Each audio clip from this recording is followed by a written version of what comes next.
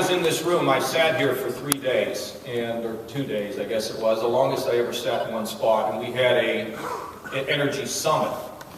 And from that summit came a whole series of things, including the need to have good environmental regulations in the area of natural gas.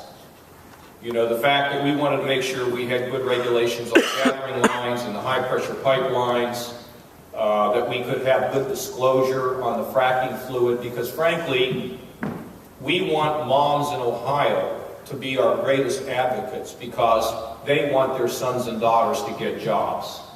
Because this whole industry is about jobs, and if you don't do it right, and you develop environmental problems because of carelessness, you could shut the industry down. Now, during that whole summit, we talked about the renewables, about wind, of course, and solar and their importance. But we also talked about capturing waste heat and a variety of other things that we thought made good sense for the state of Ohio. And included in that, of course, was trying to create an industry here in the state that could allow us to develop compressed natural gas vehicles. Now, there have been a number of things that have happened and a number of challenges that we have. We signed an MOU with a variety of other states so we could cooperate. I don't know that much has come from that, but we did it, and you never know. Talking to other people and getting other folks on the same wavelength can matter. If it's Kentucky or West Virginia or Pennsylvania, it can work, and we're all for that.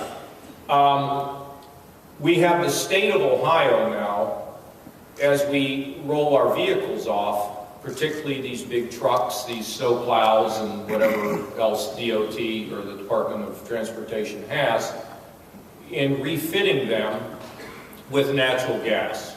So I think the state of Ohio needs to be able to set an example, plus we need quantity, right? We need quantity.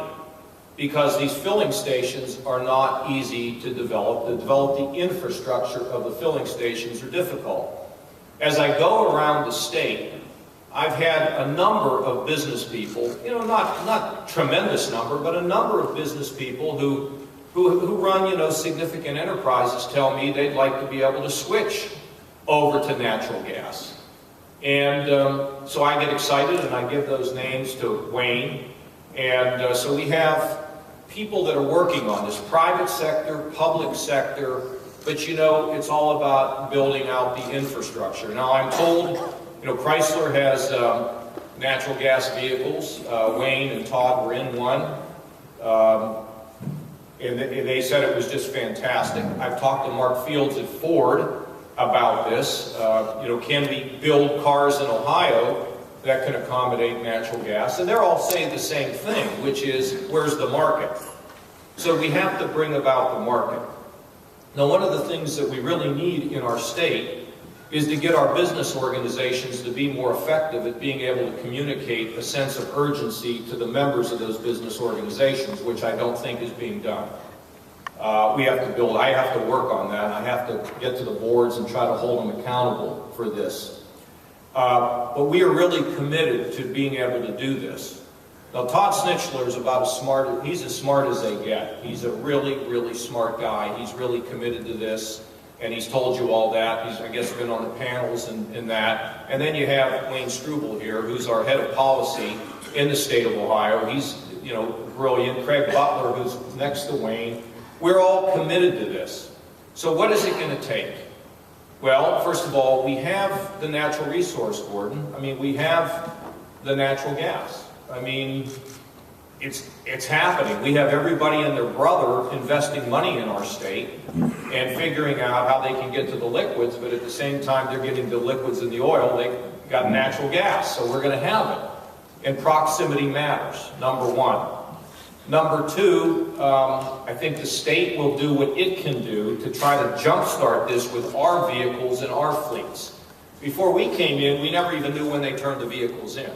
So now we have that figured out, and between Transportation and the Department of Administrative Services, we will work on that. Department of Transportation already has a filling station, I'm told, in the Cleveland area. So we will begin to see some conversion. But you know, to me, what it's going to take It's going to take the business leaders. The business leaders have to make up their mind that this is something they care about.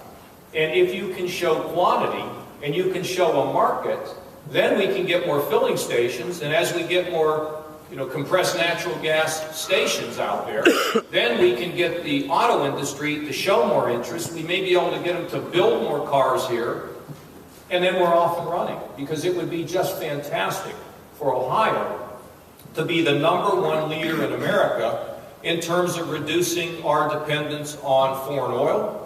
But there's one other thing about it. It's about jobs, isn't it? It's about the jobs for the people who pull the gas out of the ground. It's the jobs of the people who work at the filling stations.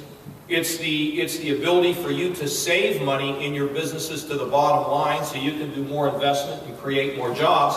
If it's not related to jobs, I'm not that interested unless it's related to Ohio State's football team. Other than that, I'm not that interested. And so I think we're on the cusp of this, but we have a long way to go. Is that a good way to put it, Wayne? We've got a ways to go, but if we keep at it. Now, is anybody here a member of the Chamber of Commerce in Ohio Chamber? Okay, that's encouraging. Anybody here a member of NFIB, the small business community? Okay, we have one there. Who are you people? Who's here? Huh? Who's out here? Who are these people? These are manufacturers, dealers, sellers, doers. I don't know if they're members, but you see, the problem that we have is it's too isolated. No one knows what you're doing.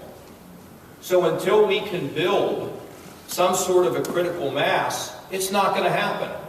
Nobody is going to get excited about this till we build a critical mass. So the Ohio Chamber of Commerce, for example, ought to be out there talking about this and promoting this and getting business leaders. Think about somebody who's a beer distributor. Think about how many trucks they have on the road. Think about what they are paying right now for the truck delivery and how much they could save if they went to natural gas. And to have the option maybe to do both, to be able to switch back and forth depending on the price of the fuels. So for those that are here that want to make money, you got to get a group together. And I would go to the Chamber of Commerce, and I would go to the National the Ohio Federation of Independent Business. That's a small business person, and I would start promoting this, and I would start giving people the reasons why this thing works. And we'll be here to help you. We'll help you any way we can. I mean, we are an administration that is job friendly, and we're here to be your partner. That's what it is all about. So I'm here today to tell you that we want to get this done. I hope within the next decade, Ohio will be the leader in vehicles powered by natural gas. I don't think there's any reason why it shouldn't happen, but we have to work together. And I would suggest, Todd, by the time this summit ends, that you have a game plan as to how you're going to reach out across the state and let people know about the potential for this. And the sooner we do it, the better. And I will be more than glad to reach out to some of those business organizations itself, but we need a game plan. Not just talk, not just leave this summit. Everybody goes to the summits. I mean, it gives you a couple days off. You don't feel guilty about it. But let's leave here with a list, a to-do list. And we will work together and get it, and we'll get moving on this, and we'll create a vibrant industry.